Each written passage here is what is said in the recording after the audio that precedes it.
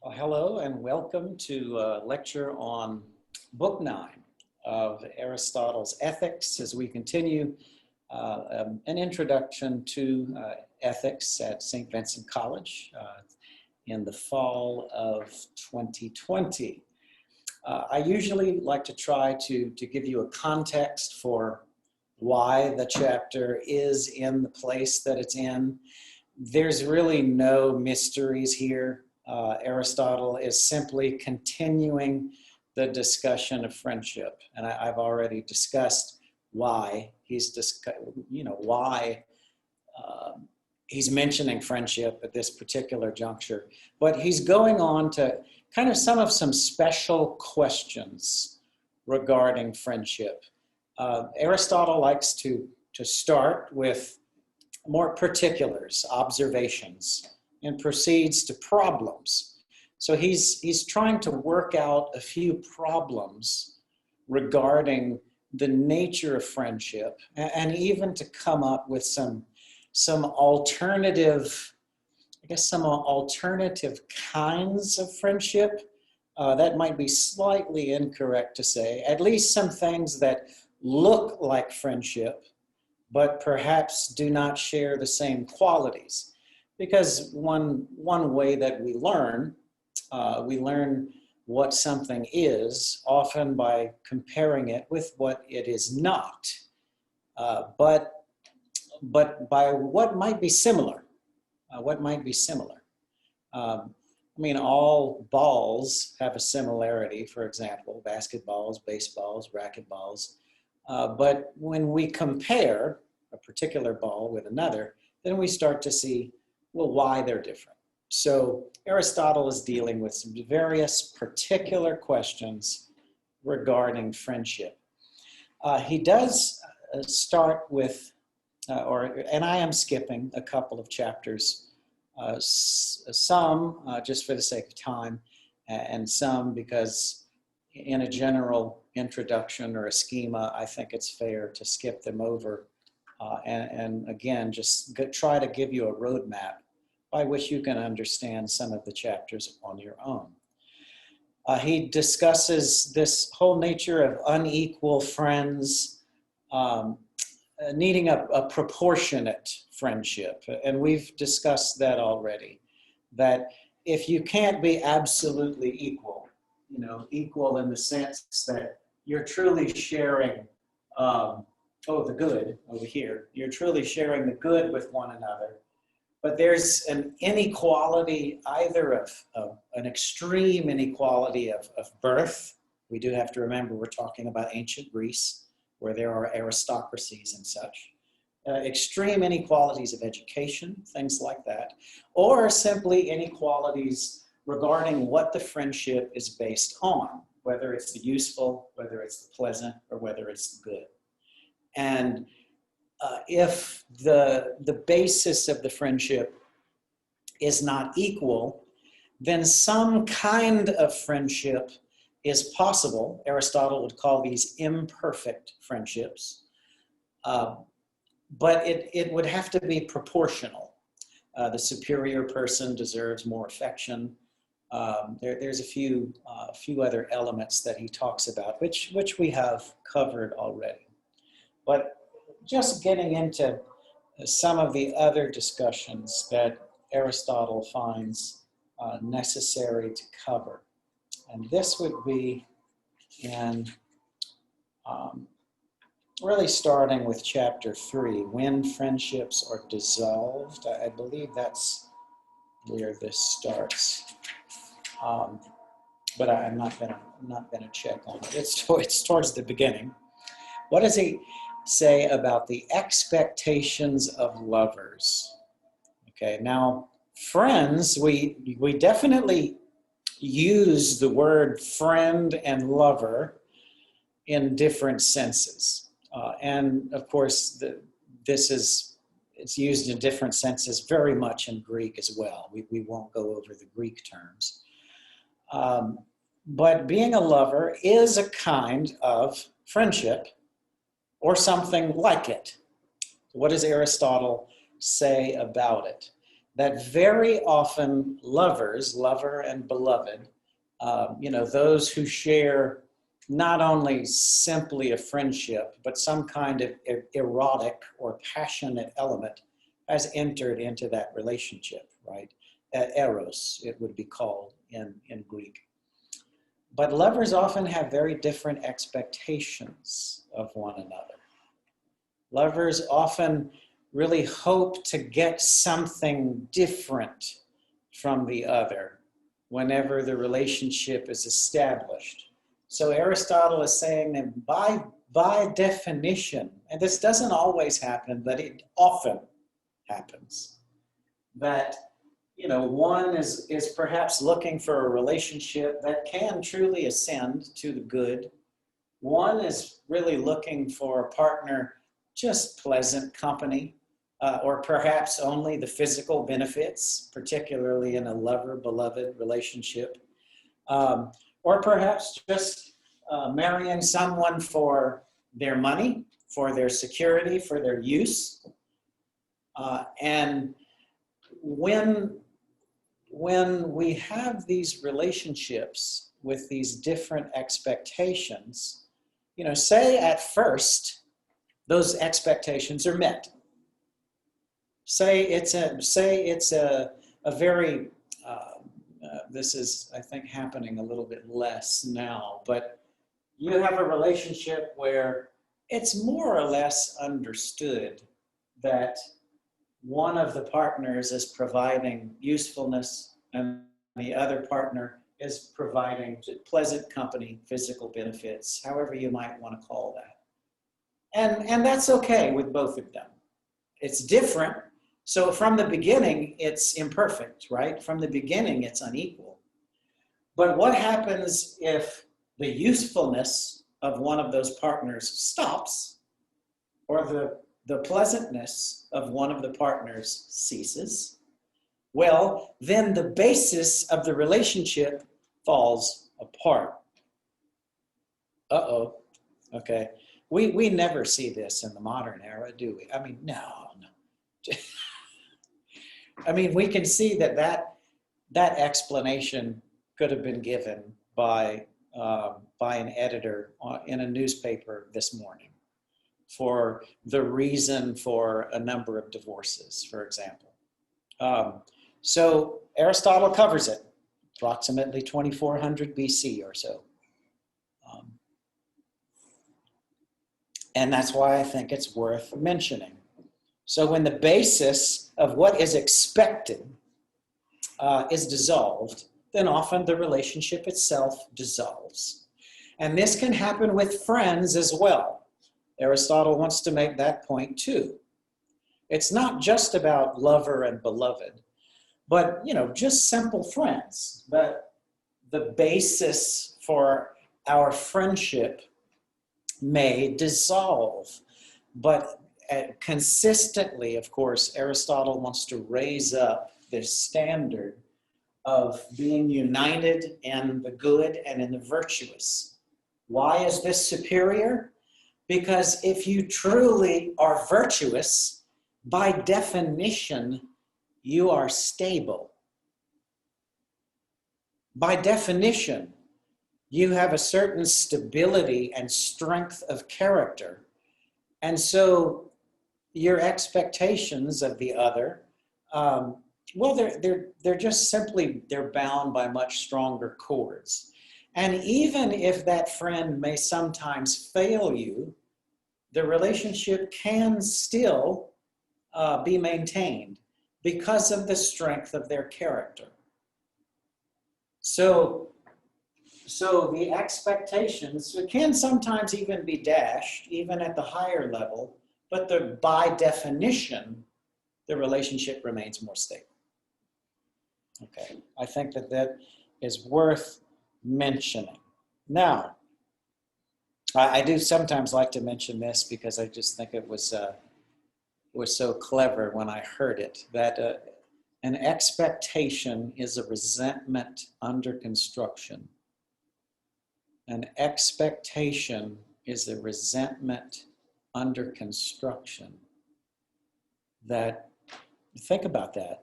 there's a lot of wisdom in that statement.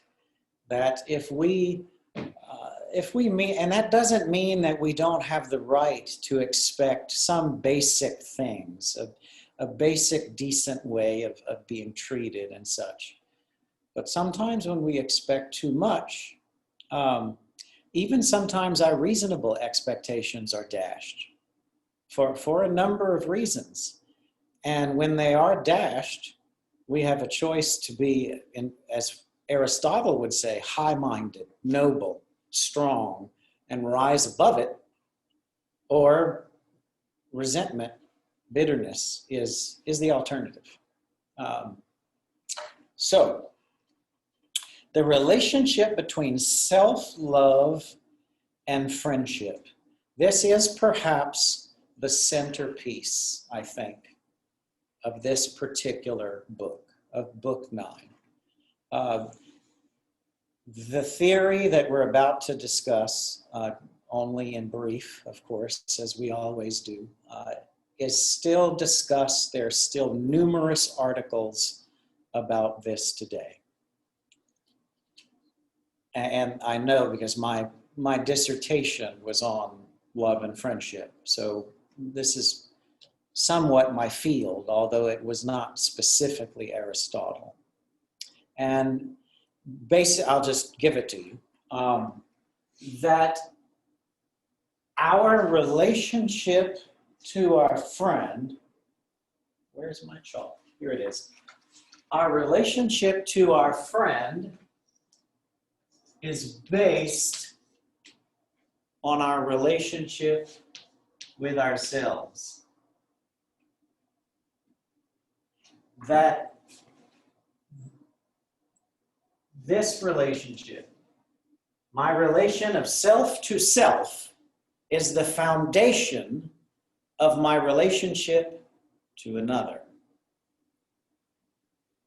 Okay, that is the cornerstone of a large amount of both philosophy and theology that is still very much discussed today.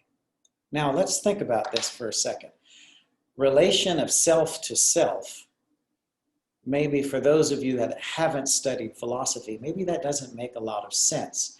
But if we think about it, really just superficially even, we know this to be true. Do we not encourage ourselves? Do we not shame ourselves? Do we not look in the mirror and sometimes talk to ourselves, coach ourselves, have high expectations of ourselves, low expectations of ourselves? We reward ourselves, we punish ourselves.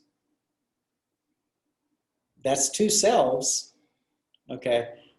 I mean, so there is a self that is, our true self, our actual center. And then there's this because we are self-conscious beings, constantly kind of reflecting our personality against ourselves, as if we had another part of ourself facing us. And we're constantly having a conversation, not in a crazy way. Well, sometimes it could be a crazy way, okay? But we're constantly in a conversation with ourselves. I don't think that's not disputable. It really isn't disputable. So, Aristotle reasons, and for some reasons that I'll go through and at least attempt to outline, that self-relation we will necessarily apply to our friends. It's a cornerstone theory. Okay, so think about that. He seems to go off on a bit of a tangent here. He asks the question, who do we count as a friend? And at first, I found myself wondering, wait a minute, why is he switching from this amazing principle, this very deep principle, and then he goes on this aside about who we count as friends. We're going to see why he does that. And I'll just enumerate these. these are who we count as friends. Like a person who does good to us for our sake. We've discussed this multiple times, right? A person who blesses our life and our existence. It's someone who can look at you and say, I want you to exist. It's better that you are in this world. You know, and that's really, it might sound odd, but that's a very, very important thing. Okay. Third, a person whose company you enjoy, right? Pretty self-evident.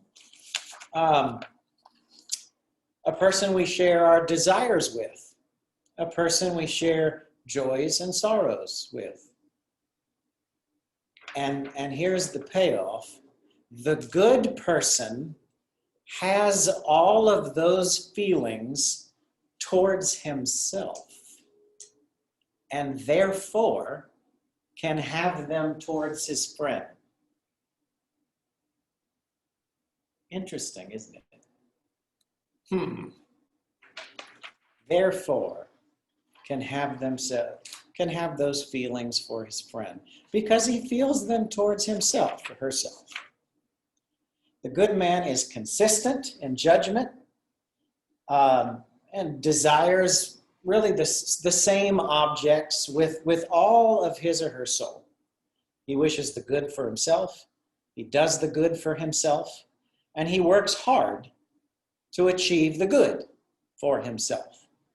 And thus, because he does this, he performs the activities of a good person and has good feelings for himself, then he is able to exert both hard work, effort that a friendship takes, and good feelings towards his or her friend. And that is, in a nutshell, the theory. There are multiple dissertations. And trust me when I say that, because I wrote one on how this theory might work. Okay, how this theory might work. My dissertation is on mutua inhatio, or mutual indwelling, in the works of Thomas Aquinas. More or less, Thomas Aquinas' definition of human intimacy. And of course, Thomas Aquinas based a lot of his theory on some of this, on some of Aristotle's speculations. Definitely this theory of our relationship with ourself is what we extend to other people. But, I mean, there's a good bit of self-evidence, I think, to this. Just anecdotally, if you are a person who's constantly shaming yourself, you are quite likely to be a person who shames others. If you have high expectations of yourself, you're likely to have very high expectations of others. If you're pretty easy and forgiving of yourself, you're quite likely to be easy and forgiving with others.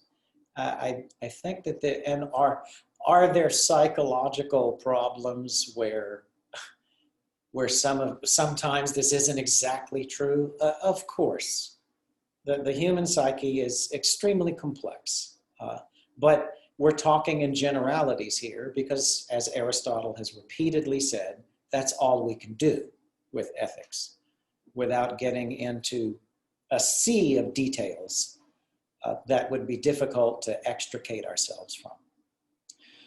So I think that now, if we contrast this with what he says about the wicked man or woman, it's really quite the opposite. That, what does he say about the wicked person? And some of his insights here, I think, are amazing.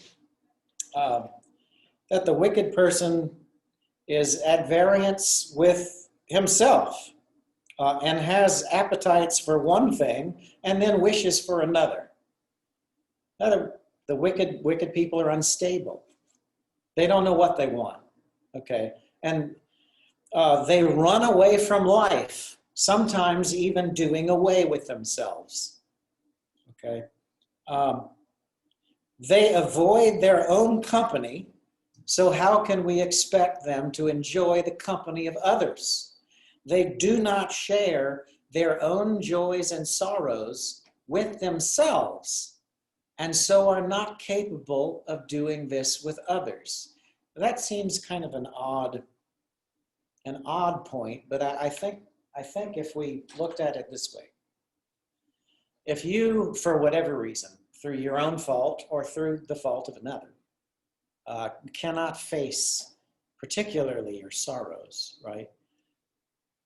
We'll distract ourselves. We have what's called defense mechanisms. I think we've all probably heard about things like that. Sometimes our defense mechanisms are very, very helpful. That's why they're called defense mechanisms. But sometimes they can do us a great deal of damage.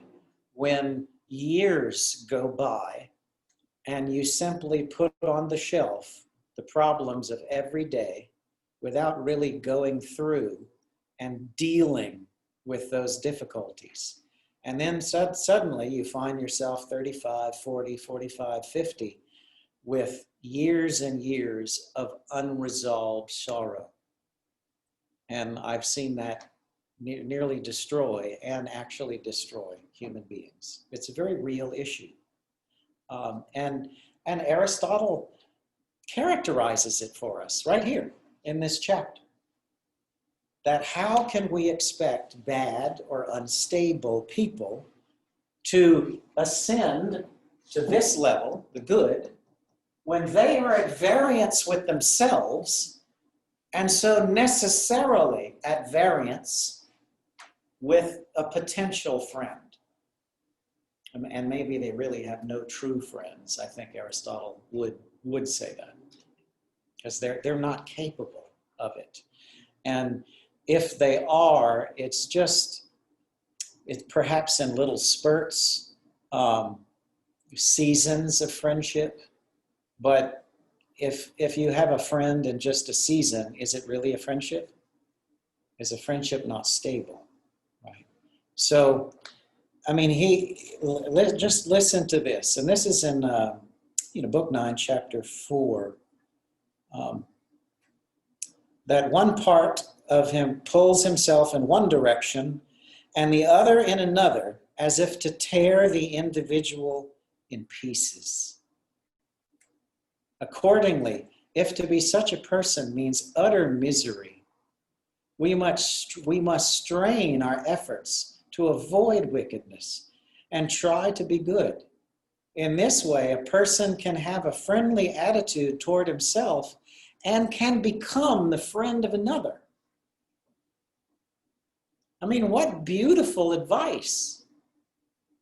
It's like, some people, we get upset because we don't have the friends that we want, or perhaps not the intimate relationships that we would like.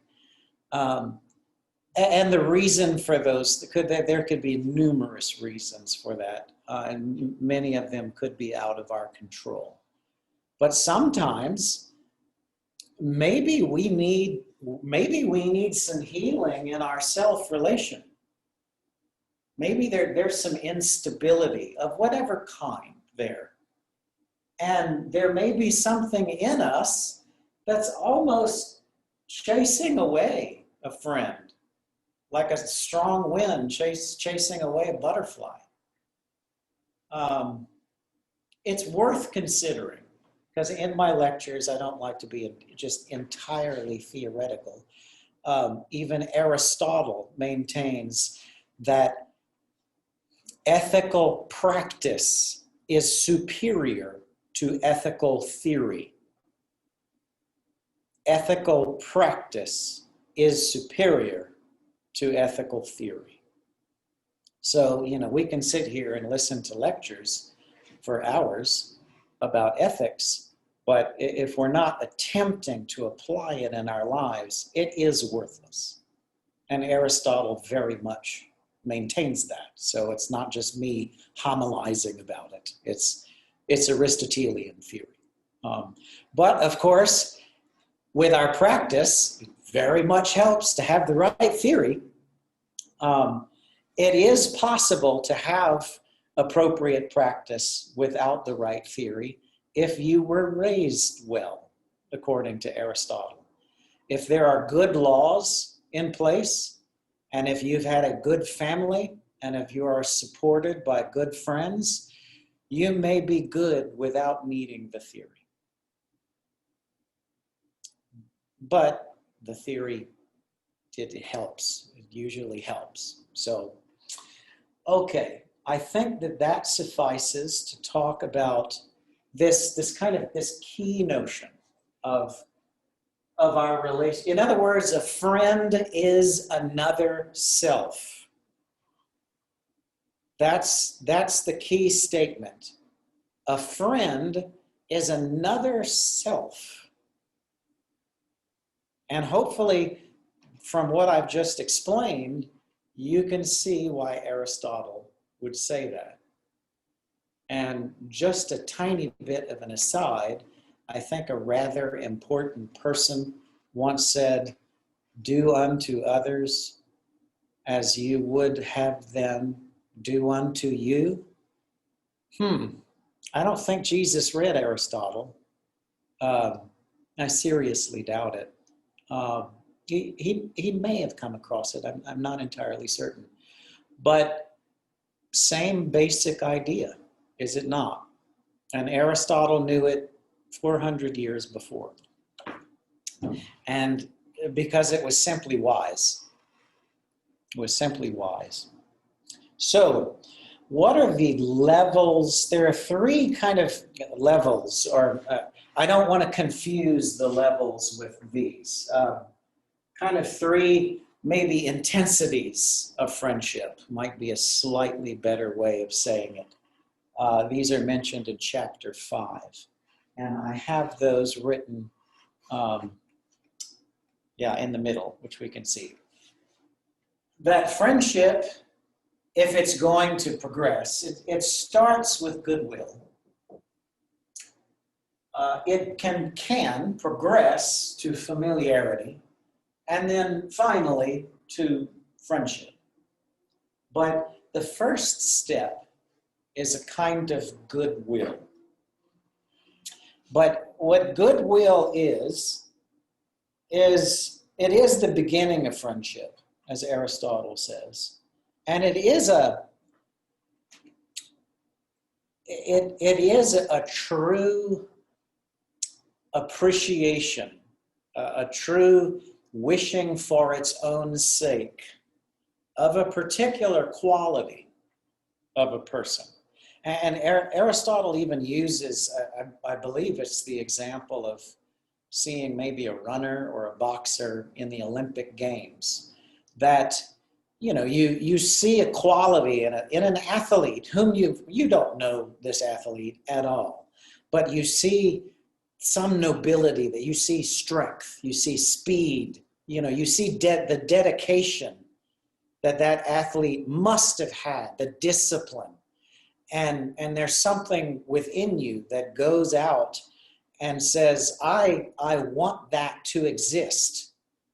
It's not selfish. It's not a selfish thing. Aristotle, so in other words, it's not based on the useful, and that feeling is not based on the pleasant. It's good, but it's just the very beginning of good.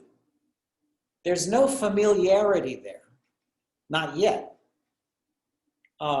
It's just this recognition. You have a certain teacher or something, and you don't know him or her at all, but you see a wisdom there. You see a certain grace, whatever it might be, and there's something within you that, I keep using the word bless. I think it's a decent word, that you wish that to be. You're like, that's a good thing. And I don't want it to stop. I want that good thing to be in this world. That's the beginning. Okay. So that's goodwill. That's goodwill. But say it's the Olympic athlete. You know, you go down there, and this is ancient Greece. It's a city, so it's conceivable that you might go and you congratulate the athlete, and you actually start hanging out a little bit. You know, you start talking with his family. You start, you know, just having some more relations with that particular person. So a familiarity builds, which requires, you know, a little bit more affection. So familiarity has goodwill, and you could say plus some affection and a little bit more knowledge. Affection and knowledge would probably be a decent way of saying it. You know more about the person, and you've had a little bit more time to build at least a fundamental, we might call this an acquaintance, but like a good acquaintance, something based on qualities that are good, okay? And then finally, that can develop into friendship. But Aristotle says that it takes a while, right? Remember all those things I wrote on the board, that in order to have a true friendship, you have to fulfill this very long and somewhat daunting list of qualities. Well, just refer back to those qualities. The chief among, you know, there has to be some equality there. It takes a while. It takes time, okay? Requires a mutual affection and a reciprocity. Sometimes it's very difficult to achieve. That there's some equality with what both is giving and receiving. And mutual assistance. Mutual assistance. I mean, there has to be something given and received. Not just, you know, you might have met these people, you know, oh, I love you, man. You're the greatest, and blah, and then the next day you hear him say the same thing to the janitor, or just to a cashier in line, like that. You don't know where their feelings are. What proves those feelings is, in fact, mutual assistance. Are you willing to give me some time and some effort? Aristotle thinks it's fair that good people will exchange those things necessarily. Because if they are good, then that means that they are generous. Well, in order to be generous, you must have someone to be generous to. And who better than your friend? Okay. Makes a lot of sense, doesn't it? That's why I love Aristotle. I mean, as much as sometimes we see some gaps, or we really wish that he would be even more specific, perhaps, he really is quite logical, and I think clarifies a number of things, at least gets us closer to a theory of ethics and friendship. Gets us at least closer. And sometimes that's all that we can ask for. So, from there, Aristotle asks or examines a very important question. Well, what's the difference between friendship and concord? Okay, now remember what I said about the beginning. Aristotle's going into some kind of special questions regarding friendship. So he's like, well, what really is the basis of friendship?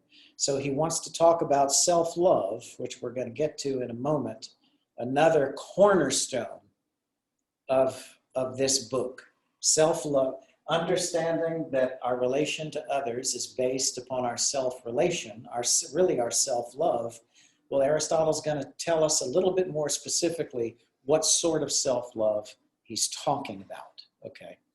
So, but he's also comparing friendship with other words, again, in the Greek, it's not exactly important right now for our purposes. I'll just keep it in English.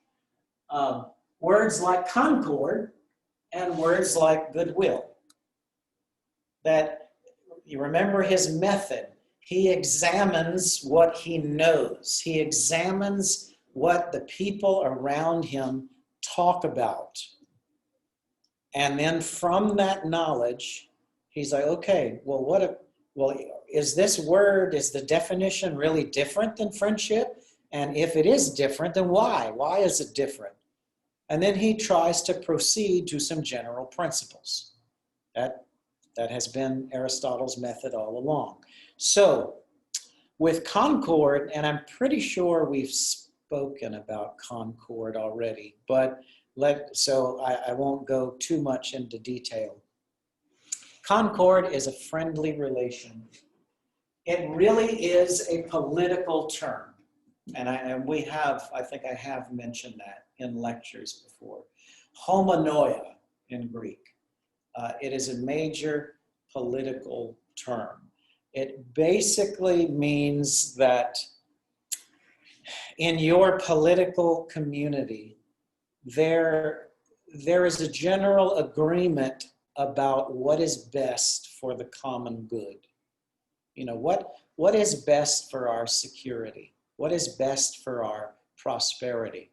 What is best about family life? Okay, some of the key dimensions of political community, which just means living together, the rules of living together, the way in which we live together. So concord is kind of a basic level of agreement, which does sound different, which is not the same as friendship. It certainly could be some of the beginnings, okay?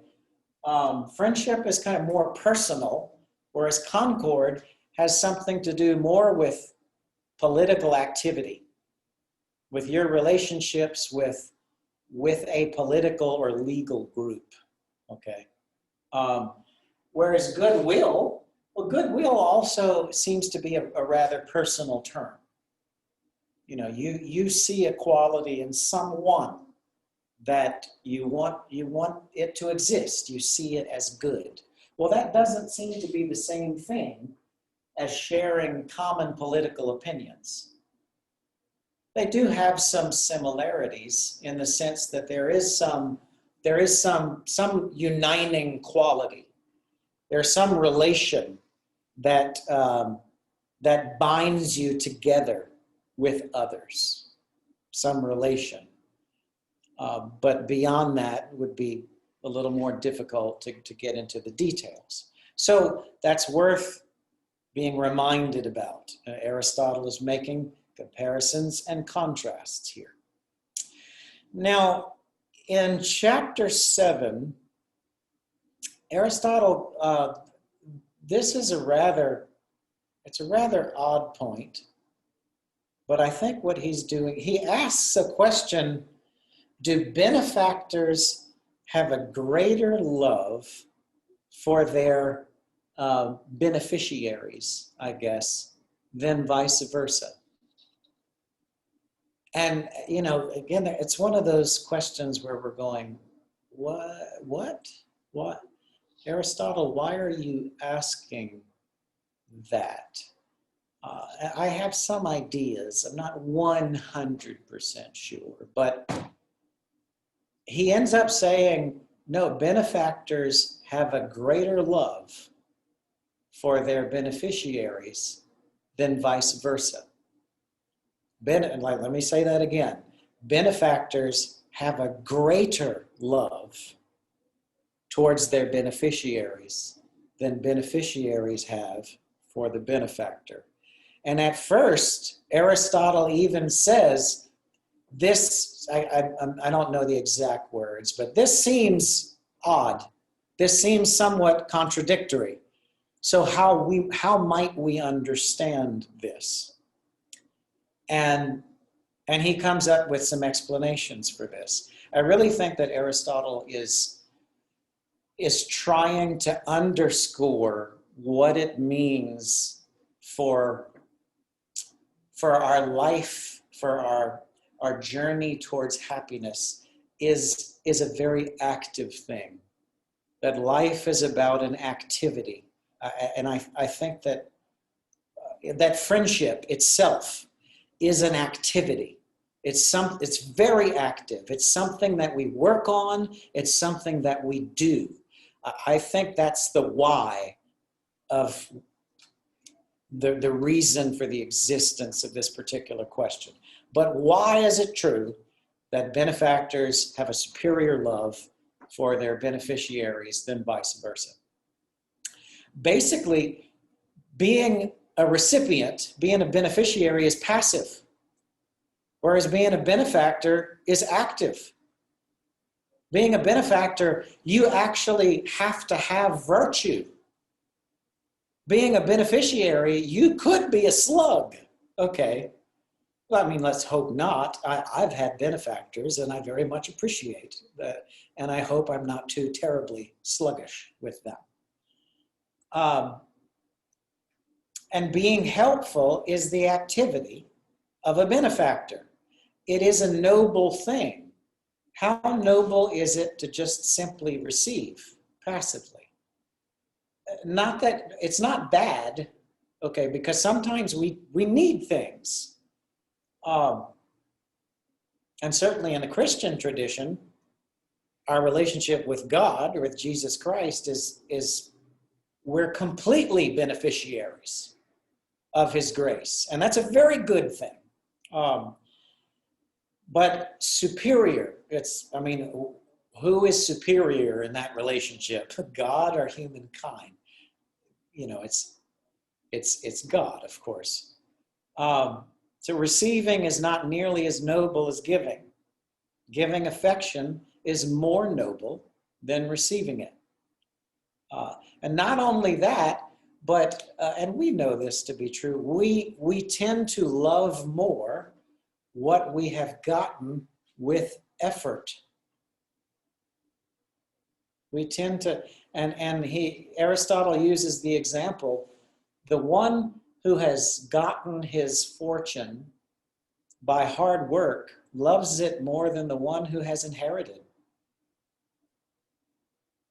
And you know, is that a generalization? Yes, but I think it's generally true. That, in other words, that an attachment can be formed between a benefactor and a beneficiary. And he even uses the example of particularly poets, which I thought was funny because I like to write poetry from time to time. But an artist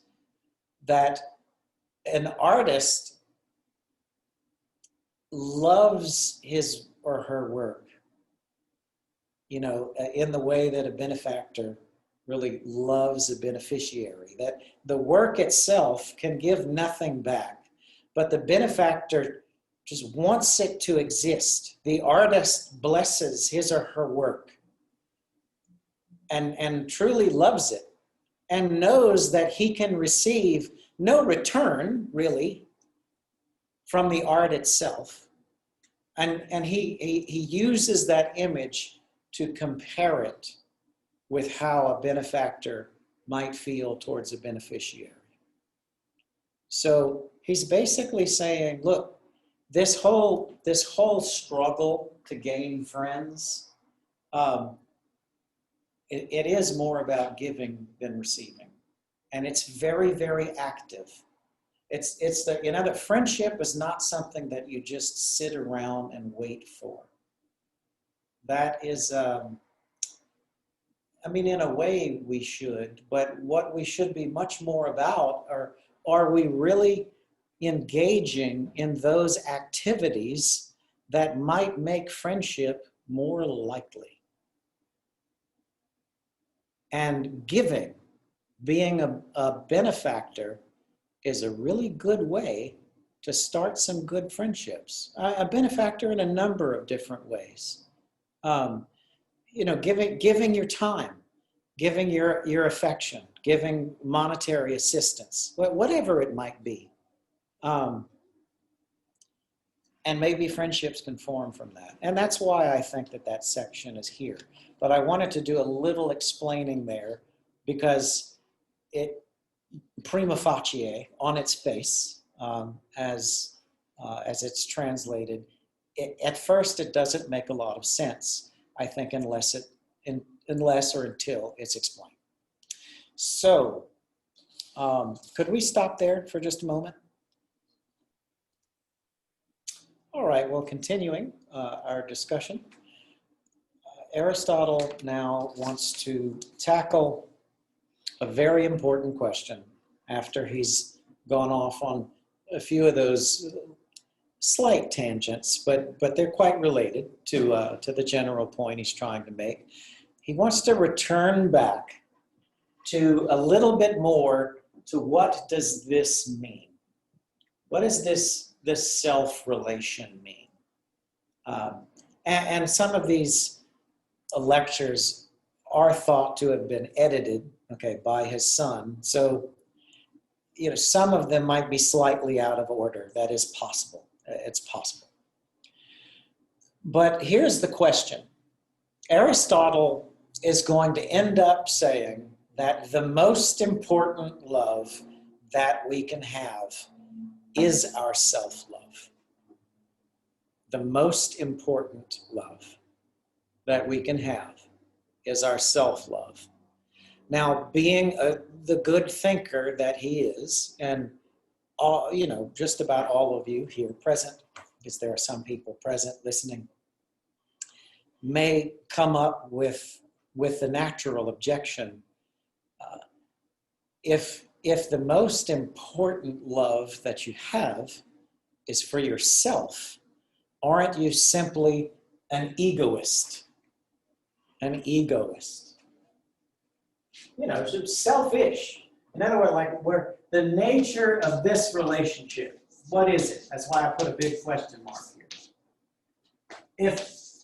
If your most important love is a self-love, then are you just an egoist or selfish, is the question. And Aristotle spends some time discussing his view on the matter. And I will briefly present this to you. And it is in combination with the former idea about the relation of self being the foundation of the relation to a friend, really the cornerstone of this chapter. Okay. And where did I just put it? Yes. Essentially, there are two different kinds of self-love. And that is the key thing to remember. What do we mean when we say self-love? And Aristotle characterizes both. That there are a certain group of people who basically pursue honor, goods, and pleasures. That's how they love themselves. They want as much things, fame, goods, accrued to themselves as possible.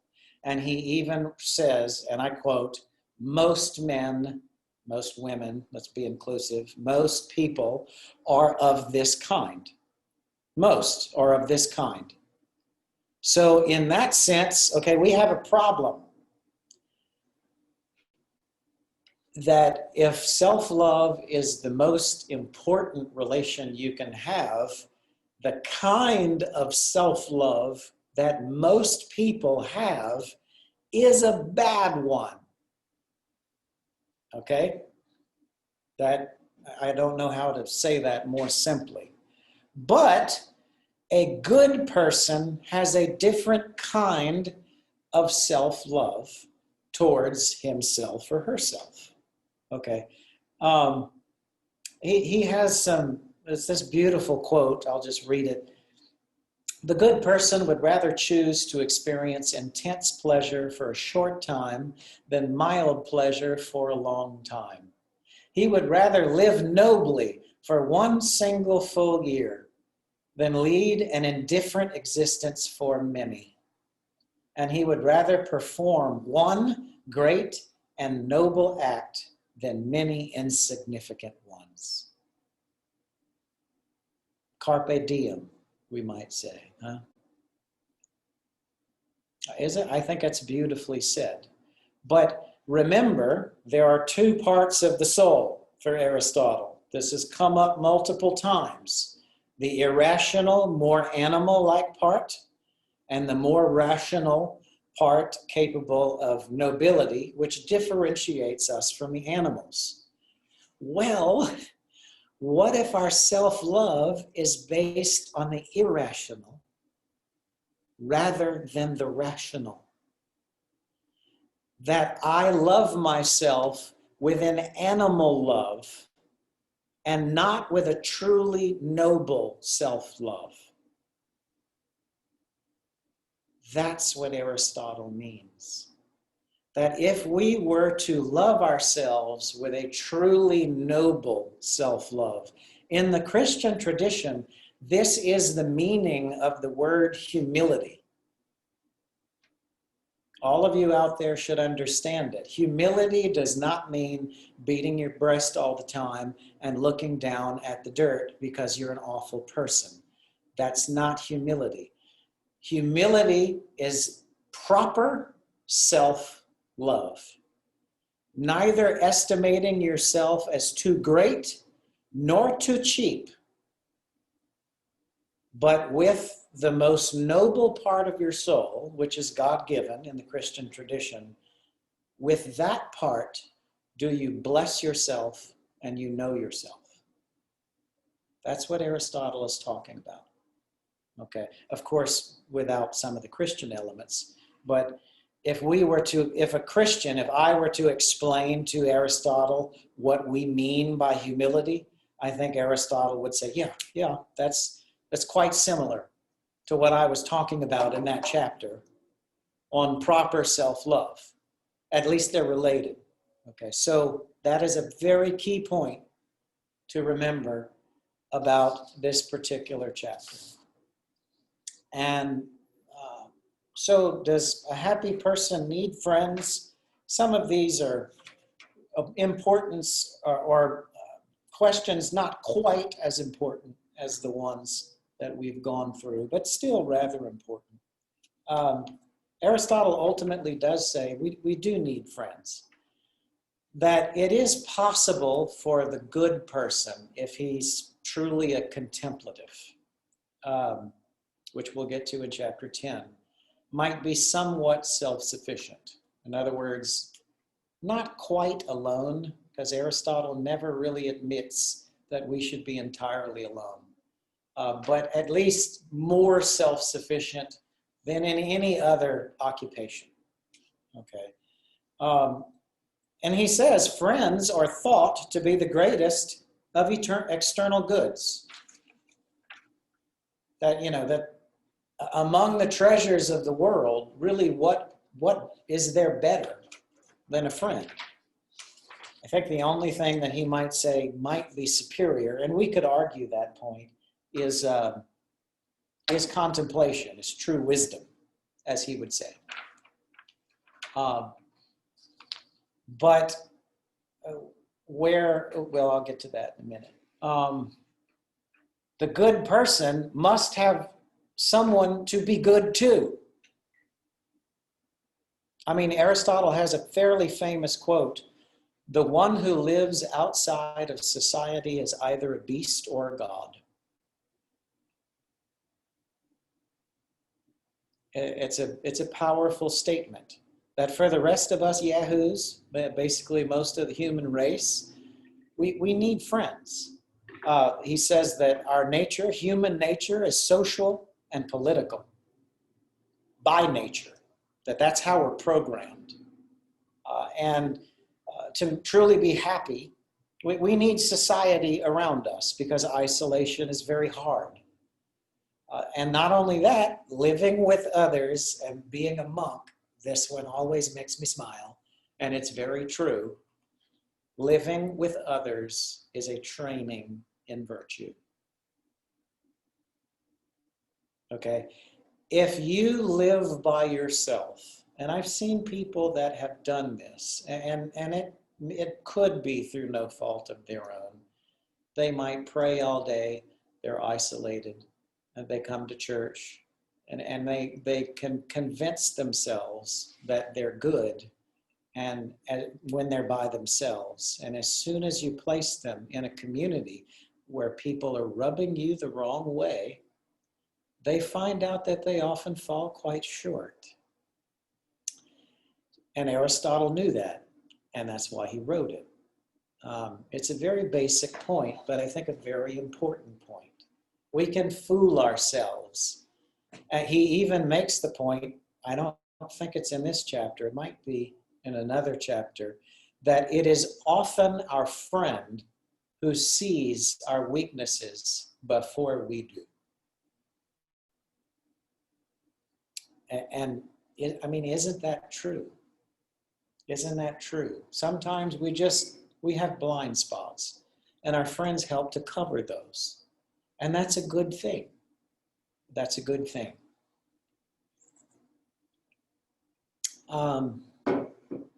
So I think, let's see, what does Aristotle say about the meaning of life in book 9?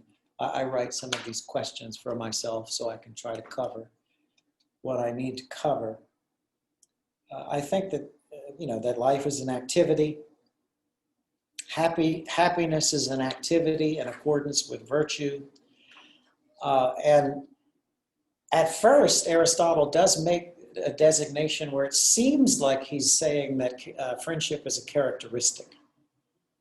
But he leans much more into telling us that friendship is an activity. Friendship is not something we have. Friendship is something that we do. And that's a very important distinction. I never just simply have a friend. Well, that friendship, in order to be friendship, must be maintained. If I am truly a good human being, then I will try to spend time with my friend. I will try to make sure there's some reciprocity between me and my friend. I will try to make sure that I am not simply receiving, but I'm giving. Those are important notions that Aristotle brings out. He kind of ends in this question of, whether or not friends should live together. We have to remember that Aristotle lived for 20 years in Plato's academy. Now, exactly how academy life was, I'm not even certain, but they very much lived and worked around one another. And if in a certain sense, if we live with ourselves, right? We exist with ourselves. We bless our own existence. If a friend is another self, then it follows that we want our friend to be with us. Think about that for a second. A friend is another self. Well, do I not want myself to be with me? My friend is not exactly an extension of myself. That would be wrong to say, because they must exist in their own right, as an unrepeatable human being with their own desires, with their own intelligence. But he definitely says that friends should live together when at all possible. Because if there's too much distance, if there's too much time that separates them, the friendship can become strained, and by its very nature, there could be some inequality that enters in, just through circumstance. And I think that many of us have experienced that. That we have some people that we love very much, but we can't necessarily be with them, which can be very much of a heartbreak for a night. And we try to maintain those relationships as much as we can. And so those are some key elements of a further discussion of friendship. We will continue it in book 10, particularly with some emphasis on a little bit more about the happy life, a little bit more about The nature of contemplation, which Aristotle will tell us is really the highest activity, and the relationship of that with ethics, with politics, and with just lawmaking in general. So until next time, thank you for listening. I'll see you soon.